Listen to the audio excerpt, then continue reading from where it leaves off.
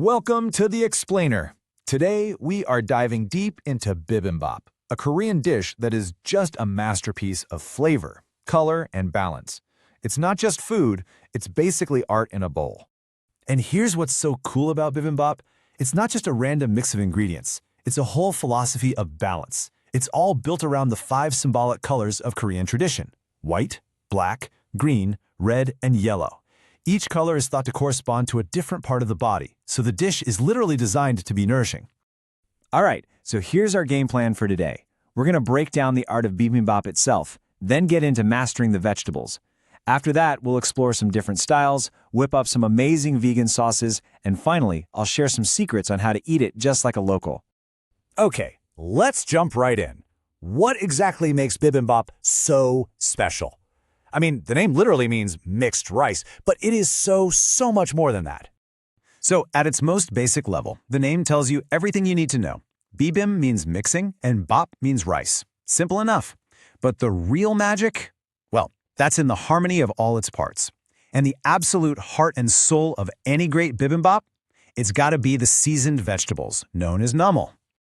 That incredible variety of textures you get in a good bowl of bibimbap, that is no accident. It all comes down to 2 key cooking methods for preparing those amazing vegetables. So this is absolutely crucial. You've got 2 main techniques, and the one you choose completely changes the final result. For that fresh, snappy crunch, that asak sound, you're going to want to blanch your leafy greens. But for root veggies or mushrooms, when you want a deeper, savory, chewy texture, what they call jolgit, stir-frying is the way to go. It's this mix of textures that makes every single bite so interesting. So how do you blanch properly? It's actually pretty simple. You give the veggies a super quick bath in boiling salted water. But here's the secret weapon: an ice bath right after. That immediate shock of cold stops the cooking process dead in its tracks. That's how you lock in that beautiful, vibrant color and that perfect, crisp texture. Okay, now that we've got our techniques down, let's talk style. Because believe me, bibimbap is one of the most customizable dishes out there. There's a version for everyone. You can really see just how flexible this dish is. You've got the super refined airline style where everything is cut just so. Then there's what you could call a Western style, using ingredients you can find at any supermarket, like baby spinach, kale, or portobello mushrooms. So easy. And of course, for a really satisfying, hearty meal, the classic vegan approach with grilled tofu and some creamy avocado is just fantastic. And that's really the beauty of bibimbap, right? It's so forgiving. Don't live near a Korean market? No big deal. Baby spinach is a perfect substitute for regular spinach. Bell peppers add amazing color and sweetness, and portobello mushrooms, they give you that meaty, umami punch that's a perfect stand-in for shiitake. Okay, now we get to what might be the single most important part, the soul of the dish. I'm talking about the sauce. This is the element that ties the entire bowl together. So, here's a heads up. A lot of traditional or store-bought bibimbap sauces might have things like beef, fish sauce, or even honey in them. But honestly, it is so easy to make an incredible 100% plant-based sauce right at home that's just packed with flavor. And here is your new go-to vegan recipe. The secret ingredient here is oligadang syrup. Think of it as a healthy, plant-based substitute for honey that gives you that perfect touch of sweetness. You can usually find it at Korean markets or online. You just whisk it all together and bam, you get this perfect balance of spicy, sweet, and savory. It's that simple. And hey, if you want to mix it up, you've got options. This nutty samjang is amazing.